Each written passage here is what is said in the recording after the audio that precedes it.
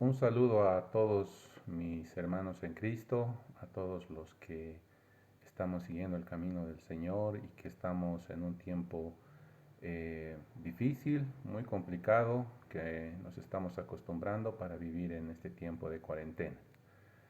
Eh, Quiero compartirles un pedazo de la palabra del Señor para poderlos alentar y para poder entender un poco respecto de lo que Dios nos está viviendo y qué tiempos estamos viviendo. ¿Sí? Pero primero, acompáñenme por favor a orar una pequeña oración para entregar lo que vamos a compartir para que el Señor, el Espíritu Santo, sea a cargo de todo lo que vamos a hablar. Dios bendito, Dios santo, te agradecemos y te alabamos por tu gran misericordia, por tu gran amor. Hoy te queremos pedir, Señor, que nos guíes, que tú pongas y alinees nuestra mente para poder entender tu palabra, para poder entender lo que tú nos quieres decir, para poder, Señor, abrir nuestra mente, nuestro corazón, Señor, que nuestros ojos sean abiertos, que nuestros oídos, Señor, sean abiertos para poder oír tu palabra, para poder oír tu mensaje, Señor. Gracias, Dios bendito, porque tú eres bueno y misericordioso con todos nosotros. Amén.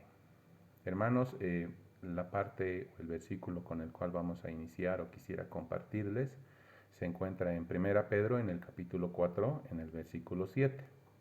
Y voy a utilizar la nueva versión internacional para que nos dé un poquito más de comprensión porque es mucho más sencilla, digamos, la manera en que presenta la palabra del Señor. ¿Sí? La palabra dice así: ya se acerca el fin de todas las cosas, así que para orar bien, manténganse sobrios y con la mente despejada. ¿Sí? Lo repetimos, dice: ya se acerca el fin de todas las cosas, así que para orar bien, manténganse sobrios y con la mente despejada. Manténganse sobrios y con la mente despejada. ¿Sí? Para orar bien. Y al principio dice: se acerca ya el fin de todas las cosas. Aquí hay un aspecto fundamental. Primero, una noción respecto del fin de las cosas, del tiempo en el cual nosotros estamos viviendo. Y la otra parte es mantenernos sobrios para poder orar bien. Y no solo sobrios, dice con la mente despejada. Cuando nosotros hablamos del fin de los tiempos, muchos empezamos a preocuparnos de que sí, el Señor ya está, digamos, a la vuelta y que está a punto de venir, sin tener un contexto bíblico de lo que la palabra del Señor nos dicta. Evidentemente, desde el tiempo de Pablo y cuando se escribieron las cartas, ya todos los profetas y todos los apóstoles empezaron a hablar respecto de la venida del Señor Jesús, del tiempo del fin y todas esas figuras. El mismo Señor Jesús en Mateo 24 enseña respecto de ese tema. Pero todos debemos de entender algo, que nosotros estamos siendo llamados a ordenar los tiempos. No es solo una coincidencia de que en los tiempos de Abraham a Dios le ha dicho de eventos que iban a suceder mucho luego, por ejemplo, que su pueblo iba a estar 400 años como esclavo de Egipto, o que a Moisés le pueda decir que por 40 años van a rodear, digamos, el desierto, ¿ya? O que a Jeremías le diga que por 70 años está entregando por su maldad y por su rebeldía al pueblo de Israel a Babilonia. Entonces nuestro tiempo tampoco es diferente. Nosotros tenemos tiempos determinados y la palabra nos dicta así. Si nosotros leemos en Primera Tesalonicenses en el capítulo 5, vamos a poder ver que dice que nosotros no tenemos necesidad de que se nos enseñe de los tiempos y de los hechos. Y en esta versión internacional dice de las fechas, ¿no? Respecto de la venida del Señor Jesús. Nosotros sabemos muy bien, no estamos perdidos como las personas de las cuales no tienen esperanza respecto de los muertos. Y es algo que por este tiempo nosotros estamos viviendo muy de cerca. Y dice claramente la palabra que nosotros estamos con esperanza, porque tenemos la certeza que nosotros no vamos a preceder a los muertos. Y es un tema bien complicado de poder tocar, porque realmente para poder discernir y entender la palabra de Dios en los tiempos, tenemos que tener lo que Dios nos regala, que es su revelación. La revelación no es algo que nosotros podemos comprar, no es algo que se da, ¿sí? Porque nosotros damos un monto de dinero o tenemos muchos libros, no. La revelación solo lo da el Espíritu Santo. Solo nuestro Dios, por medio del Espíritu Santo, a aquellos que creen en el Señor Jesucristo, se abre la mente, se abre el entendimiento, llega la sabiduría y en ese momento Dios abre la palabra de Dios y empieza a ordenar los tiempos o nos permite ordenar los tiempos para que nosotros seamos entendidos, como dice la palabra. Porque eso nos da gran paz. No es simplemente que nosotros buscamos la profecía para eufanarnos o para decir qué capos que somos, o como muchos creen que Nostradamus nos dio todas las pistas respecto a lo que va a venir. No es así. La palabra muy claramente dice que la profecía bíblica es como una antorcha que alumbra en lugar oscuro. Si nosotros no tenemos esta antorcha, vamos a estar en un lugar oscuro, ¿sí? Así que yo les invito a que podamos, digamos, ver esta parte primero en Mateo 24. Si me siguen en sus Biblias, en Mateo 24 quiero enseñarles para qué está puesta, ¿sí?, la profecía bíblica y por qué están sucediendo estos eventos. Si nosotros leemos en Mateo 24, que también lo podemos ver en Lucas 21, y vamos a leer en este momento lo que es en Lucas 21, ya que es paralelo entre los dos evangelios respecto de lo que el Señor enseña respecto de los tiempos o el fin y las cosas que tienen que suceder acerca para que venga el Señor Jesús. Nos vamos a dar cuenta de un aspecto muy importante. El versículo 8 dice, tengan cuidado, no se dejen engañar, les advirtió Jesús, vendrán muchos usando mi nombre y dirán, yo soy, y dirán, el tiempo está cerca. No lo sigan ustedes cuando sepan de guerras y de revoluciones. No se asusten, dice. Es necesario que esto suceda primero, pero el fin no vendrá enseguida, dice. Después dice, se levantará nación contra nación, reino contra reino. Habrá grandes terremotos, hambres y epidemias por todas partes, cosas espantosas y grandes señales del cielo. ¿Sí? Pero esto solo será principio de dolores, como dice Mateo 24, versículo 8. Estos son principio de dolores. Nosotros cuando empezamos a entender la profecía bíblica tenemos que ordenar los tiempos. ¿Sí? Y cuando nosotros ordenamos los tiempos, lo primero que vemos son principio de dolores. Si ven en Mateo 24, en el versículo 9, van a encontrar que después inmediatamente dice, los entregarán a tribulación. Hablando a los hermanos en Cristo, no hablando a los que no son cristianos. ¿Por qué? Porque después del versículo 15 en Mateo 24, empieza otro evento importante en la vida profética, la cual el Señor ha puesto para dividir la tribulación de lo que después de Mateo 24, versículo 15 para adelante dice, la gran tribulación. Hay una gran diferencia, ¿sí? Es como, no sé, no voy a hablar mal de los strongistas, pero muchos, por ejemplo, dicen a su club strongest, siendo el más fuerte, ¿no? O el fuerte, ¿sí? Pero es muy diferente decir the strongest, ¿no? Que significa el más fuerte, ¿sí? Empieza de strong, strongest, the strongest. Ninguno está mal dicho, pero las tres palabras son muy diferentes en fuerza, en poder, en acción. Entonces decir the strongest significa el más fuerte, ¿sí? Lo mismo sucede cuando nosotros hablamos de la tribulación o la gran tribulación. Si ustedes van a las escrituras originales con que se escribieron la palabra, se van a dar cuenta que las dos partes son muy diferentes y realmente la gran tribulación es un tiempo, un espacio de tiempo, el cual es mucho más intenso respecto de lo que va a suceder, la tribulación, la aflicción que va a haber en ese tiempo, que el tiempo que hay en la tribulación. Y no es que la tribulación sea algo sencillo de que va a pasar o va a suceder, pero nosotros tenemos que ordenar los tiempos. ¿Por qué? Porque este tiempo nosotros estamos oyendo mucho de que queremos paz, queremos seguridad, que no queremos ya guerras y todo lo demás. ¿Ya? Y en Tesalonicenses muy claro dice que cuando digan paz y seguridad, entonces vendrá destrucción repentina. Y la destrucción retrospectiva no es otra cosa que un personaje que habla Daniel y que habla también el Señor Jesús en Mateo 24, en el versículo 15, que dice el destructor, el desolador que habla el profeta Daniel. El que lea, entienda.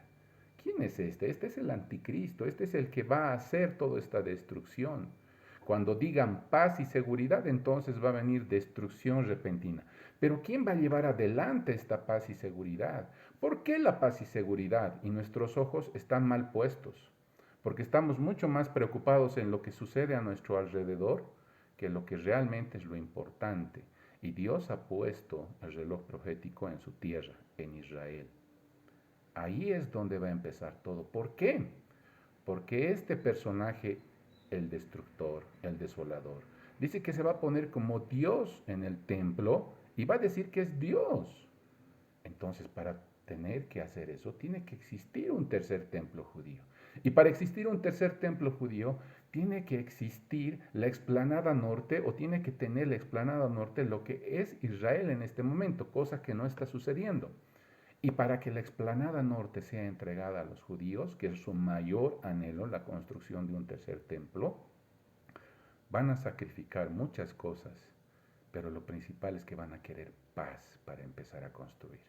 Y después de tener paz, van a empezar a hacer el templo y Dios nos dicta por medio de Daniel y todos sus profetas cuánto tiempo va a durar esa construcción, cuánto tiempo va a durar el continuo sacrificio y en qué momento va a venir que el continuo sacrificio va a ser quitado justamente por este destructor, este desolador, y en qué momento se va a sentar ahí en el templo del Señor diciendo que es Dios.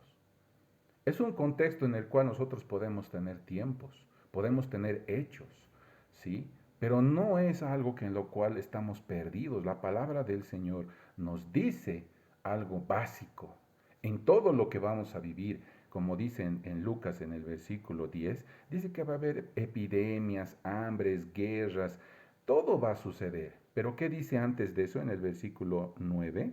Dice, no se asusten. El Espíritu Santo lo que hace es enseñarnos la profecía bíblica, ¿sí? Para que nosotros no nos asustemos, sino que dice que velemos, que empecemos a velar, ¿sí? Porque tenemos que esperar al Señor Jesús. Pero para eso tenemos que tener claros los eventos. Solo Dios en su magna sabiduría y en su omnipotencia puede revelar cada una de estas partes. Muchos tienen dudas respecto de eso, pero la palabra de Dios es clara. La cuestión es, ¿tú conoces a tu Dios? Porque lo primero que te dice es, mira lo que está sucediendo, las epidemias, pestes, hambres, y el hambre es algo que mata más que la pandemia que estamos viviendo en este momento, y la pandemia está ahí reflejada en las epidemias. Mata más el hambre que todo lo que nosotros estamos viendo en este momento. ¿Sí? Y no solo el hambre, hablemos de las guerras, todo lo que está sucediendo en nuestro mundo. Dios ya lo dijo, pero no por eso, ¿sí? El Señor está diciendo, ya estoy viniendo ahorita. No. ¿Sí? El Señor está cerca. ¿Sí? Hace 2000 años dijeron lo mismo, pero ojo, que aquí está hablando de principio de dolores de parto, como una mujer encinta. Entonces, después de que salga o que termine estos dolores de parto, recién va a existir el alumbramiento. ¿Sí? Y en Apocalipsis 12 hace esa figura respecto del alumbramiento de Cristo para lo que también es el arrebatamiento de la iglesia de Dios, que es el cuerpo de Cristo, siendo Él la cabeza. Pero ese es otro tema. ¿Sí? Lo que yo quería enfatizarles es primero darles un enfoque general respecto de cómo Dios ordena los tiempos y la premisa del Señor Jesús, no se asusten, ¿sí? No se asusten, ¿sí? ¿Sí? Porque estas cosas ya están empezando a suceder, no se asusten. Y va a suceder esto más. Y si ustedes ven más adelante, van a ver lo que tiene que suceder. ¿Sí? Que en algunos aspectos ya está sucediendo en otros países, por ejemplo, la persecución, sí, pero no es generalizada. Esta pandemia ya es generalizada, la persecución todavía no. Pero ojo que la persecución se va a realizar justamente por el motivo en el cual habla en toda la escritura, ya sea en Apocalipsis o en los Evangelios, por el testimonio de Jesucristo. por dar testimonio del Señor Jesucristo y de lo que va a venir. Pues acuérdense, tiene que ser como en las épocas de Noé. Nos tienen que considerar locos. Porque ¿a quién se le ocurre predicar y profetizar de que dentro de 7 días va a llover? Así lo dijo Noé y nadie le creyó. Nosotros que somos la iglesia en Cristo estamos llamados a dictar lo que va a suceder y el Señor está cerca y va a suceder todo esto y no tenemos que tener miedo de lo que va a suceder. Si no dice, no se asuste. ¿Por qué Dios hace todo esto? Sí, obviamente está muy claro que ya varias veces hemos compartido y han compartido los hermanos que la ira del Señor, el enojo de Dios, como dice también en Proverbios, Él hace lo bueno y lo malo. No es Dios nomás el que hace lo bueno, también hace lo malo. Job nos enseña eso, no solo de lo bueno lo vamos a alabar, también de lo malo que nos sucede, ¿sí? Dios está al control de todo. Y para eso quiero compartirles la historia de Jonás, pero en puntos muy específicos respecto de cómo Jonás conocía a Dios y cuáles eran los motivos de toda la historia de Jonás, que es muy paralela a la que estamos viviendo en este momento. Si ustedes van a Jonás al capítulo 1, al versículo 1, dice, la palabra del Señor vino a Jonás, hijo de Amilai, anda, ve a la gran ciudad de Nínive y proclama contra ella que su maldad ha llegado hasta mi presencia. Es lo más básico que conocemos respecto del hombre, su maldad, y ha llegado hasta mi presencia. En tiempos de Jeremías ha sido lo mismo, en los tiempos en los cuales era lo de Noé ha sido lo mismo, y hoy sigue siendo lo mismo, la maldad del hombre y el juicio de Dios. Acuérdense, Dios es amor, pero también es Dios juez justo y también es fuego consumidor. Es un Dios lleno de gracia, todo es lleno de gracia. Y vean cómo Jonás, después de querer escapar a Dios, después de que los marineros están en gran peligro en la barca y están a punto de morir y Jonás durmiendo ahí, ellos echan suerte y ven que Jonás tiene la culpa, le preguntan algo impresionante y vean cómo Jonás conocía a Dios en estos tiempos tan difíciles. Ojo que estamos viviendo en esos tiempos en que la marea nos está moviendo, en que tenemos problemas y están a punto de morir muchas personas.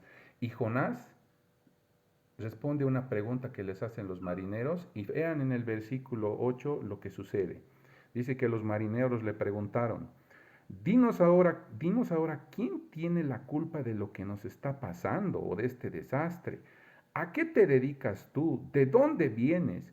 ¿Cuál es tu país? ¿A qué pueblo perteneces? ¿Sí? Y Jonás les responde, soy hebreo, temo al Señor, Dios del cielo, que hizo el mar y la tierra firme. Ser sobrios. Diferente de sobriedad es ser ebrios, ser borrachos, ser esas personas dubitativas, las cuales como un borracho van zigzagueando de uno al otro lado, que no tienen coordinación, que no, sus pensamientos no son ordenados, no pueden tomar decisiones y además les pasa que no pueden concentrarse. Jonás, cuando le preguntan en semejante situación, ¿quién eres tú? Les dice tan claro, soy hebreo y temo a Dios, al Señor. ¿Cuántos de nosotros ni siquiera tenemos la convicción de yo soy seguidor de Cristo? Yo soy un cristiano, ¿sí? Y no solo de boca, sino de corazón. Cuando abres tu corazón a Dios y le dices, mira mi corazón, está abierto ante ti, soy así como me ves, un pecador, un vil pecador, ¿sí? Y por ese temor que tenía Jonás, es que le abre de esa manera el corazón, ¿sí? Y conoce a Dios porque teme de Él, sabe quién es el Señor, ¿sí? ¿Y qué le dice? Es el Dios de los cielos y la tierra. Él es Dios que ha hecho todo. ¿Alguien cree que lo que está sucediendo no está en sus manos? Pues quita eso de tu mente. Dios está bajo tu control todo. Y es doloroso, ¿verdad? Cuando nosotros hablamos respecto a lo que está sucediendo, las muertes, uno dice, pero es que no es justo, ¿cómo se va a morir mi familiar, mi amigo, mi conocido? Qué pena. Pero nosotros debemos de entender algo, ¿sí? Este no es nuestro fin. Si alguno ha visto la película de Pablo, la última versión que ha salido, hay un pasaje en el cual Lucas, el médico amado, es llevado a la cárcel. Y ahí hay muchos que están, digamos, en la cárcel por ser cristianos, pero todos estaban esperando a ver qué les iba a suceder. Y Lucas al llegar le preguntan algo, ¿tú sabes qué nos va a pasar? Y Lucas sabía que iba a pasar. Les dice, mañana va a haber circo romano. Y todos empiezan a asustar y decir, no, yo no quiero morir. Yo no quiero morir. Evidente, ¿quién quiere morir? Nadie. Pero vean la seguridad de Lucas cuando les dice en la película, y es un reflejo de lo que Dios en su Espíritu Santo quiere que nosotros tengamos en todo tiempo. Les dice, acérquense, vengan aquí.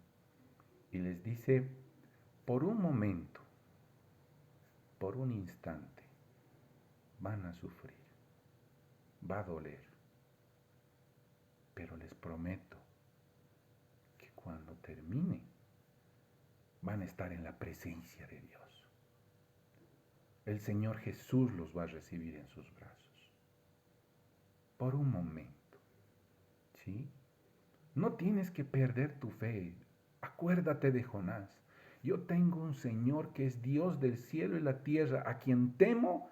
Por eso yo creo en Cristo, aquel que resucitó, y también resucitaré yo con Él el día en el cual Él me levante o me transforme. ¿Sí? Pero qué importante es ver toda esa figura en Jonás. Hermanos, nosotros estamos llamados a ser testigos. No tenemos que tener miedo a la muerte. La muerte ha sido vencida por el Señor Jesús. Parece que eso para nosotros no es real. Nosotros tenemos miedo de salir en este tiempo con barbijo, como dice, digamos, la ley, que tenemos que hacer caso, como nos dicen, digamos, los gobernantes, porque por ellos tenemos que orar y obedecerles. Pero salimos con miedo, con temor, cuando esa no debería ser nuestra seguridad. Si vivimos, para el Señor vivimos. Y si morimos, para Él morimos. Sea que muramos, sea que vivamos, del Señor somos, dice la palabra. ¿Cuál es el propósito tuyo para no tener esta inseguridad y empezar a ordenar los tiempos? Porque uno dice, el Señor está cerca, sí, ¿verdad? Pero ¿qué tiene que pasar? ¿Solo pandemias? ¿Solo guerras? No. ¿Qué tiene que suceder? ¿Cuánto tiempo tiene que suceder? Dios dicta en sus profetas, Dios dicta en su palabra, Dios ha hablado el Señor Jesús respecto de cómo van a ser los tiempos, los hechos, los eventos que tienen que suceder para no estar perdidos. Y quiero leerles Isaías 44 para animarles, hermanos. Isaías 44 en el versículo 6 y 7 dice así. Así dice el Señor Todopoderoso, Rey y Redentor de Israel. Yo soy el primero y el último. Fuera de mí no hay otro Dios. ¿Quién es como yo? Que lo diga, que declare lo que ha ocurrido desde que establecí a mi pueblo antiguo, que exponga ante mí lo que está por venir, que anuncie lo que va a suceder. No tiembles, no tiemblen ni se asusten. ¿Acaso no los anuncié y profeticé hace tiempo? Ustedes son mis testigos, dice. No tiemblen ni se asusten. Vengan y ordenen. Vean lo que hice desde el tiempo antiguo. Digan lo que va a suceder.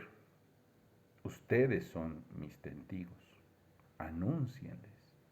¿A quién está diciendo eso? ¿Pero qué voy a anunciar si yo no sé qué va a venir? No es tan sencillo como decir, sí, no, es que el Señor ha puesto en su palabra, ¿verdad? Eso hasta sucede ya trillado. Pero cuando ves la palabra del Señor, Él no solo ha hablado de pandemias, guerras, pestes, hambres, eso es principio de dolores. Ha hablado de un tiempo de tribulación, ha hablado de un tiempo de gran tribulación que nosotros no vamos a pasar, pero que es la justa paga de la ira de Dios. Ha hablado respecto de la última semana de Daniel. Ha hablado respecto del tiempo en el cual se va a construir el templo, el tiempo en el cual del continuo sacrificio, el tiempo en el cual va a venir la destrucción desoladora. ¿Sí?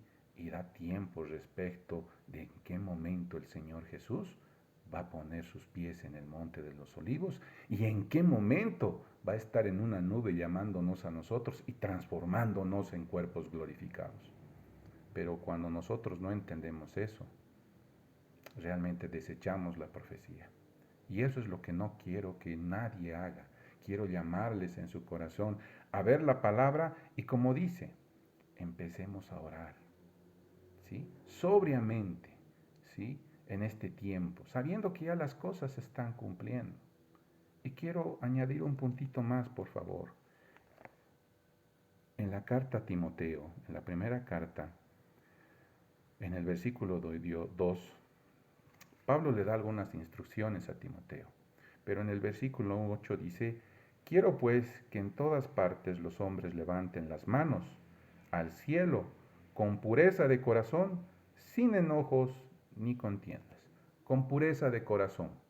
Cuando tú agarras tu vida, tu corazón y la abres al Señor y le dices, así de hipócrita soy, así de descarado, así de difícil es para mí orar por ti, Señor. Así soy en mi corazón, soy orgulloso, soy necio.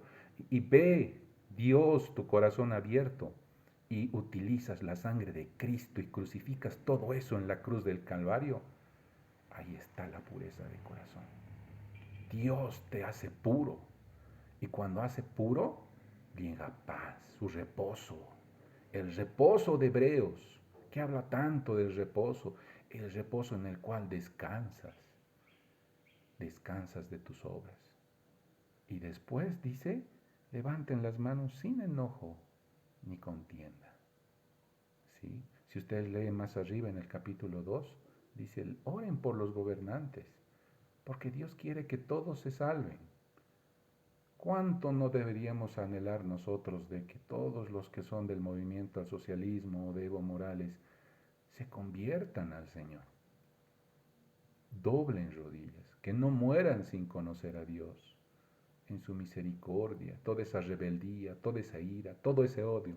¿Se han dado cuenta del racismo que existe en este tiempo? A lo que a nosotros nos está llevando. Ya tenemos hasta bronca, enojo, ira respecto de lo que es el Alto y todos sus habitantes del campo.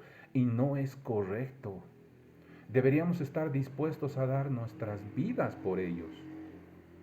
Aunque por un instante, así como lo hizo Esteban con Pablo, con toda esa ira que le mostraba apedreándolo, Señor, no les tomes en cuenta. Esa debería ser nuestra oración, Señor, no les tomes en cuenta. Yo veo cómo roban en el gobierno, sé cómo el poder corrompe, sé que están haciendo en la mesa de Dios y la mesa de los demonios al mismo tiempo. Veo cómo el dinero, la avaricia, sí, les empieza a corromper el alma. Así Dios hace ver el corazón de los hombres, porque Él discierne las intenciones del corazón. Él sabía muy bien lo que piensan y sabe muy bien lo que piensa la gente. Yo te oro, yo oro a Dios, yo oro a mi Dios para que no suceda esto, que pueda levantar mis manos sin enojo ni contienda, sabiendo que todo lo que está sucediendo Dios ya lo ha determinado y teniendo una antorcha, ¿sí? Que alumbra en lugar oscuro y que me da certeza hasta que el día esclarezca, porque yo soy hijo de luz, no de las tinieblas. Así dice la palabra en Tesalonicenses, porque el espíritu de la profecía está en nosotros. Y nos toca, hermanos. Es un tiempo en el cual tú tienes que prepararte y decirle a Dios, heme aquí. ¿Qué quieres que diga y dónde quieres que diga? Y quítate tu miedo. Si Dios te ordena, como decía Pablo cuando le mordió una serpiente, nada va a impedir que yo haga lo que el Señor ha determinado que haga en Roma. Señor, a nuestro Señor, pidamos lo mismo, cada uno de nosotros. Yo les llevo en ese corazón, como dice en el primer versículo que les he leído, ya se acerca el fin de todas las cosas, así que para orar bien, manténganse sobrios y con la mente despejada. Acerquémonos a Dios, las cosas están sucediendo como Dios ha determinado y demos testimonio igual que Jonás. Mi Dios en los cielos ha hecho esto y mayores cosas va a hacer. Que Dios me los bendiga, hermanos, y realmente nos guíe en su espíritu.